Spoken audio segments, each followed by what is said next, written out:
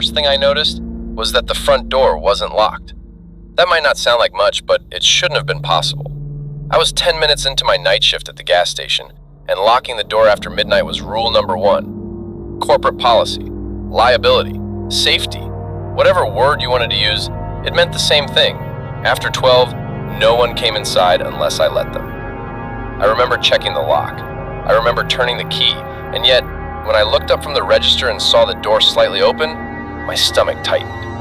This wasn't the start of my shift. This was already the middle of something. I worked nights because I needed the money fast. The station sat just off a quiet highway in rural Pennsylvania, surrounded by trees and nothing else. No houses nearby, no restaurants, just pumps, asphalt, and darkness stretching in every direction. From midnight to 6 a.m., I was the only employee. No manager, no coworker, just me, the cameras, and a phone number I was told to call if something went wrong. I walked toward the door slowly, my hand hovering near the counter phone. The bell above the entrance didn't move.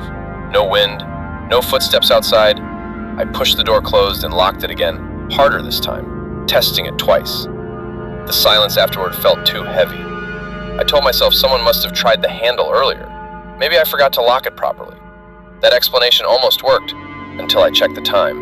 12:14 a.m. No customers had come in, no transactions, nothing on the cameras. The pumps outside were empty. I went back behind the counter and pulled up the camera feed, scanning each angle out of habit. Pump cams, side lot, dumpster area, storage hallway. Everything looked normal. Then I noticed camera 4. Camera 4 covered the storage hallway behind the station, the one leading to the back door and the supply room. It wasn't a place customers ever went. It was narrow, poorly lit, and usually boring enough that I barely glanced at it. Except now, the motion indicator was active. A small red icon blinked in the corner of the screen. I stared at it, waiting for the feed to update. Nothing moved. The hallway was empty. The motion alert timed out after a few seconds, disappearing like it had never been there. I leaned closer to the monitor, replaying the last 30 seconds of footage. At exactly 12:11 a.m., the camera flickered, just once. The kind of digital stutter you get when something passes too close to the lens. But there was no one in the frame. I felt a chill crawl up my arms. I grabbed the flashlight from under the counter and told myself I was overthinking it. Old building, cheap cameras. Glitches happened all the time. That's what the training manual said. Still, my steps slowed as I walked toward the storage hallway. The door to the back was shut, the supply room light was off. Everything looked the way it should have. I checked the handle anyway. Locked. I stood there longer than necessary, listening. Nothing. When I turned to head back to the counter, I heard the bell. The front doorbell. I spun around so fast the flashlight slipped in my hand. The door was still locked. No one stood outside. No headlights. No engine noise. The bell swayed gently, like it had been nudged and left to settle on its own. My heart was beating hard enough that I could feel it in my throat. I walked back behind the counter and checked the cameras again. The exterior feed showed nothing. The parking lot was empty. The road beyond the pumps was dark and still. Then, as if on cue, the motion indicator lit up again. This time, it was camera 2, the aisle, the one inside the store. I stared at the screen, my mouth dry. The candy shelves were visible, the cooler doors. The narrow space between the snack racks and the counter. Still empty. The alert stayed on longer this time. 10 seconds. 15. I realized something then. Something small but impossible to ignore. The motion alerts were happening inside. Not at the door, not at the pumps, inside the building. I checked the employee log taped under the counter. One name was listed for the night. Mine. No overlap, no cleaning crew, no delivery until morning. I was the only one supposed to be there. I reached for the phone and hovered over the call button, hesitating. What was I going to say? That the cameras were acting weird? That a bell rang by itself? That's when I heard it. A sound from behind the storage door. Not loud, not sudden. Just a soft shift. Like someone adjusting their weight, careful not to make noise. The kind of sound you only hear when you're not meant to. I didn't move, I didn't breathe. And in that moment, standing alone behind the counter of a locked gas station in the middle of nowhere, I understood something with terrifying clarity. This shift wasn't going to be quiet, and whatever was in the building with me already knew I was there. I didn't go back to the storage door. That was the first decision I made that night that felt less like a choice and more like instinct. Whatever had made that sound knew exactly where I was standing when it did. Walking back there again, alone, with nothing but a flashlight, felt like stepping into a trap I didn't understand yet. So I stayed behind the counter. I pulled every camera feed onto the main monitor, splitting the screen into 4 uneven windows. My eyes jumped between them faster than I could consciously control, like my brain was trying to catch something before it moved again. Outside was still empty. The pumps stood silent. The road beyond them hadn't seen a car in at least 20 minutes. Inside, everything looked normal. Too normal. That was when I noticed the timestamps.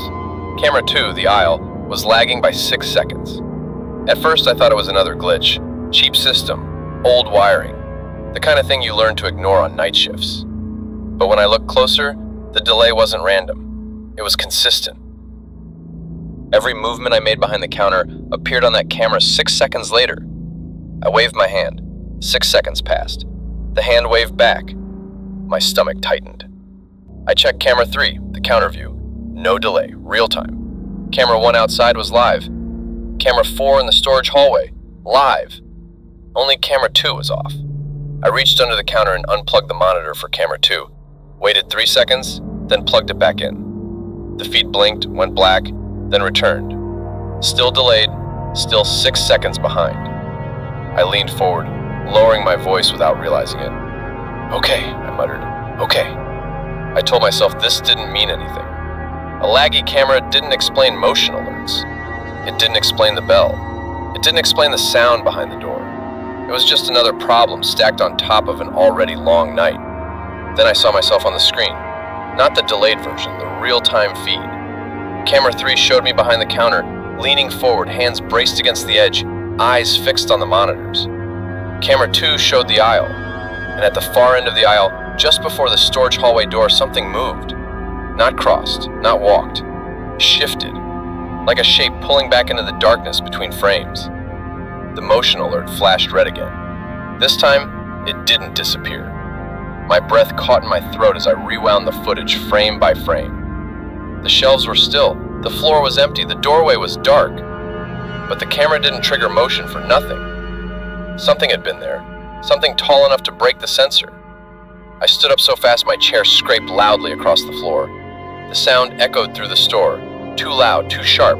I froze, listening for a response. None came. The silence felt deliberate. I grabbed the flashlight again, my hand shaking now, and stepped out from behind the counter. As soon as I did, camera 2 updated. The delay was gone. I stopped. The delay came back. I took another step forward. The delay vanished again. My heart began to race as the realization settled in. The camera wasn't broken. It was being delayed only when I wasn't in the aisle. When I couldn't see it directly, I backed up slowly, watching the screen over my shoulder. 6 seconds behind. Perfectly consistent. Like someone had manually set it that way.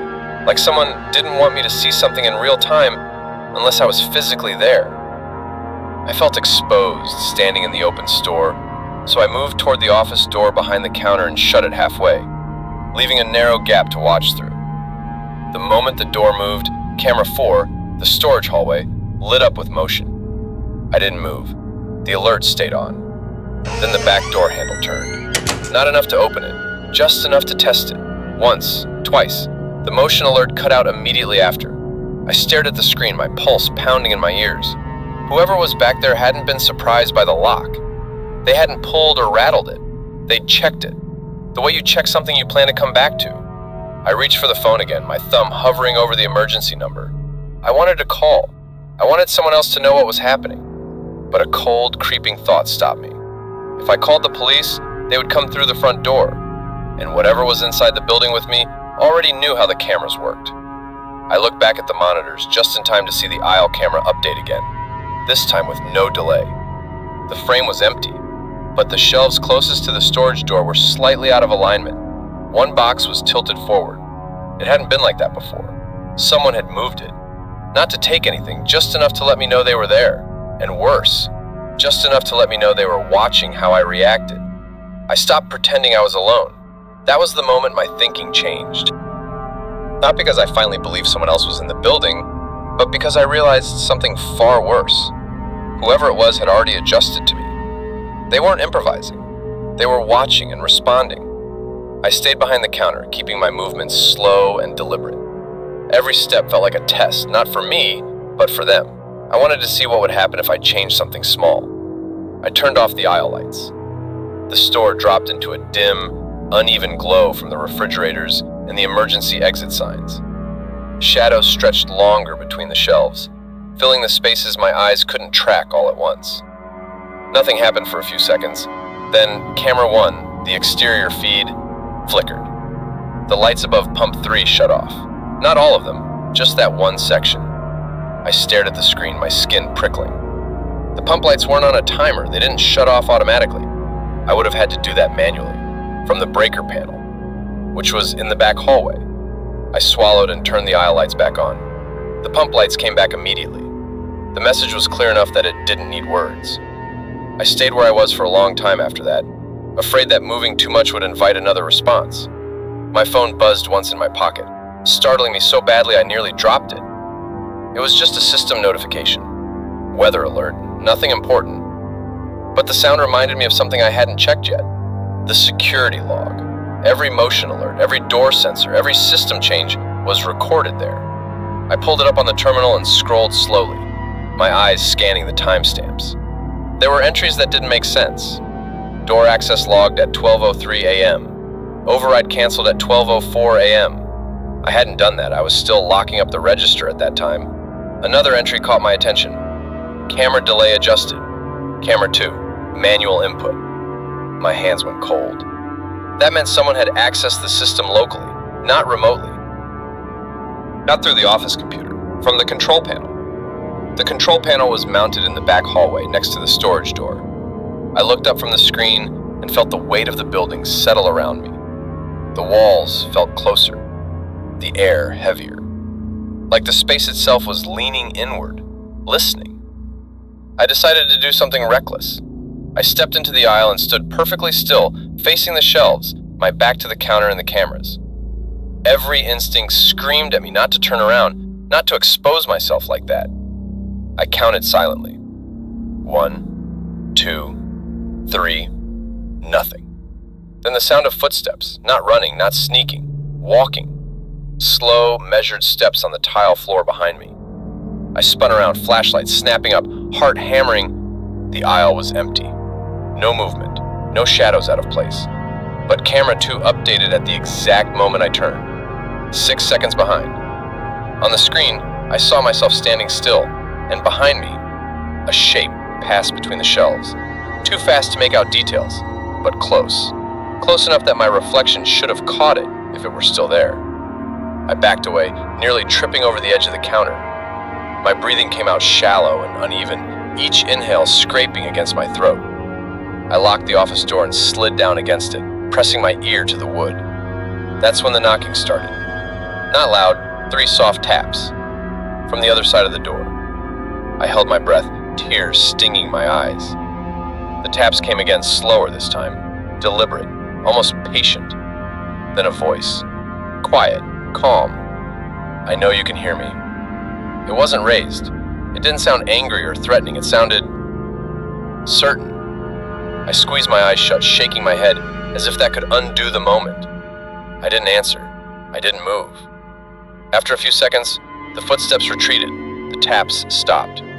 The silence that followed was worse than the noise, because now I knew something else. They weren't trying to scare me into leaving. They were testing how much I would endure.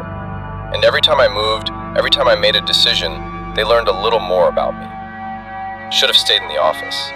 That's the thought that keeps coming back to me now, months later, when everything is quiet and my mind has room to replay that night in detail.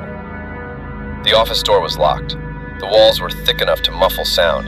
I had a phone, cameras, and at least the illusion of control. But at the time, staying there felt like waiting to be cornered.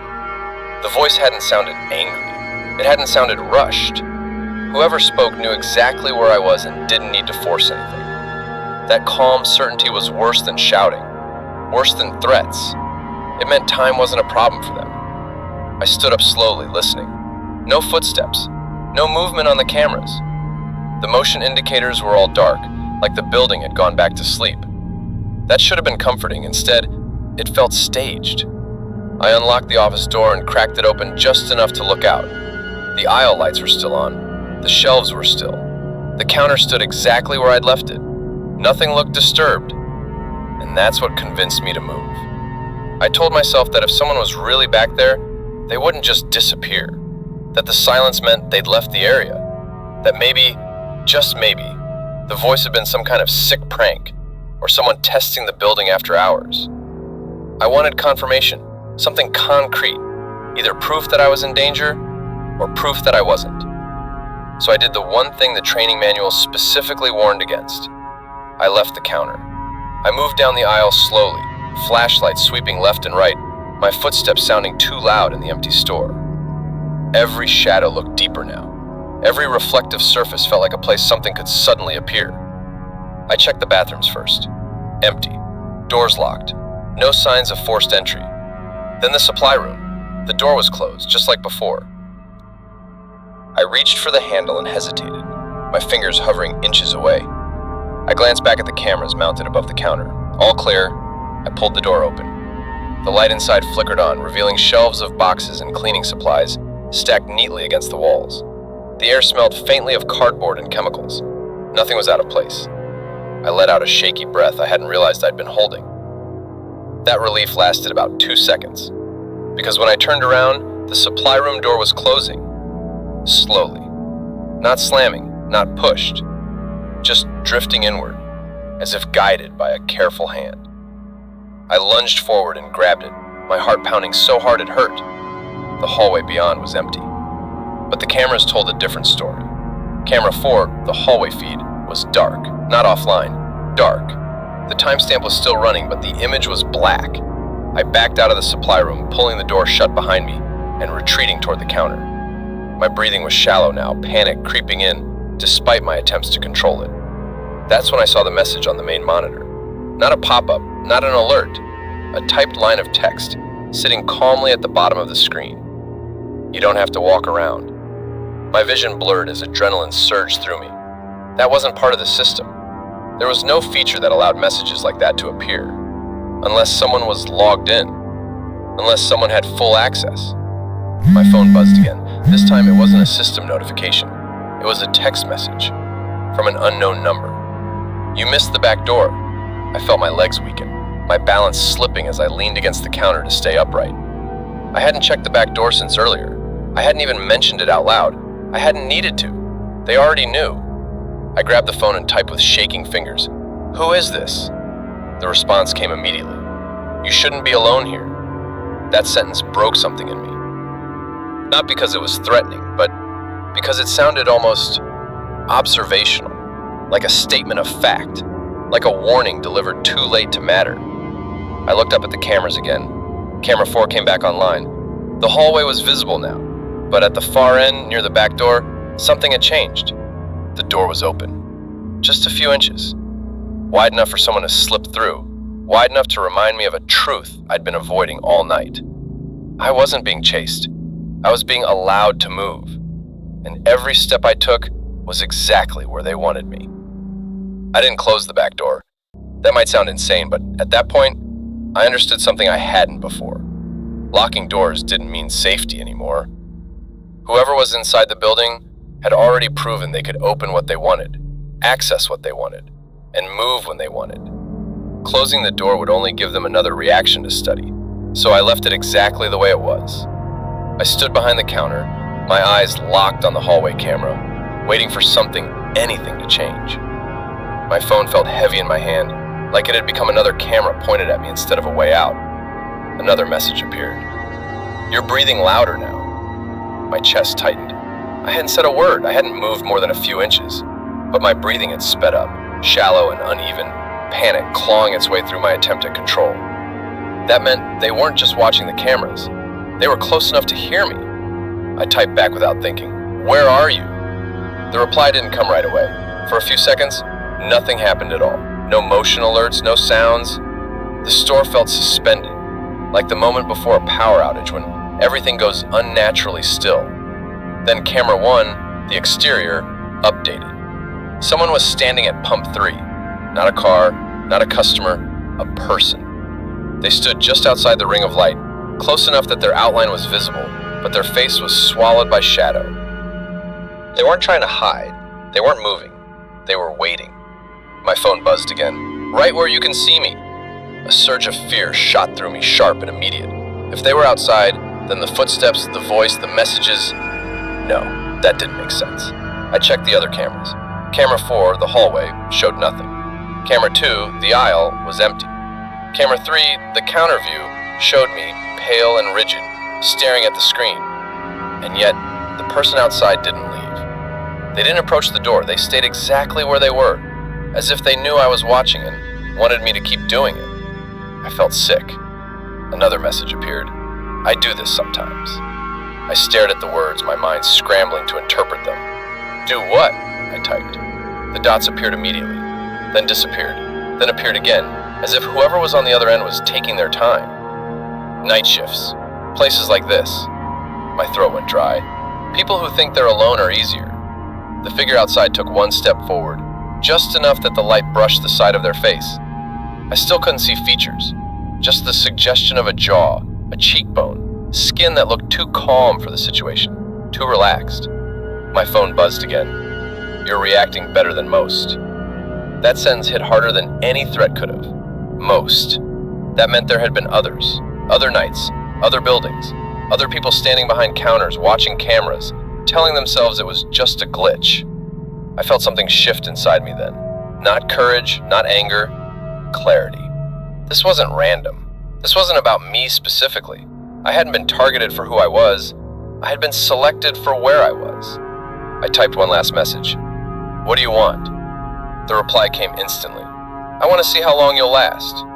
The figure at pump 3 stepped back into the darkness and disappeared from the camera. At the same moment, camera 4 lit up with motion. The hallway feed showed the back door swinging wider. And in the reflection of the glass panel beside it, I saw something I hadn't noticed before. A second silhouette, standing just inside the building, close enough that if I turned my head, I might see them without the help of a screen. My phone vibrated one final time. Don't turn around yet. I froze. Every muscle in my body locked in place as the realization crashed over me. The person outside wasn't there to scare me. They were there to distract me. Whatever was inside the building had been with me the entire time. I don't remember deciding to run. I remember realizing that standing still was no longer an option. The message, "Don't turn around yet," sat on my phone screen like a physical weight, pinning me in place. My body was rigid, muscles locked, every nerve screaming that if I moved the wrong way, something irreversible would happen. I heard breathing behind me, not loud, not rushed, measured. Close enough that I could tell it wasn't mine. The hallway camera flickered. For half a second the feed froze, then it updated, and the silhouette was gone. That was the moment I broke. I lunged forward, vaulting over the edge of the counter and hitting the floor hard on the other side. Pain flared in my palms and knees, but adrenaline drowned it out instantly. I didn't look back. I couldn't. I ran for the front door.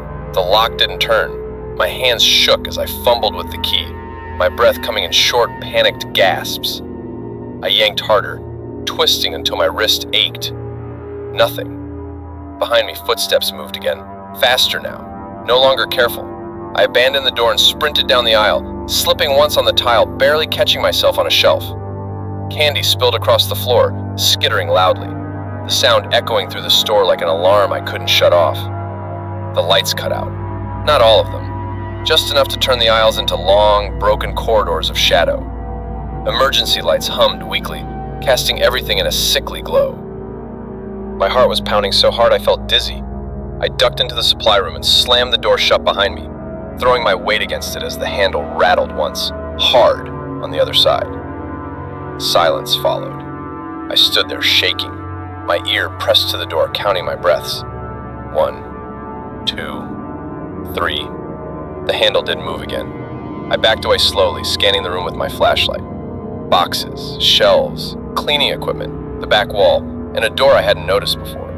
It was narrow, painted the same color as the wall, almost invisible unless you were looking for it. A maintenance access door. I swore under my breath.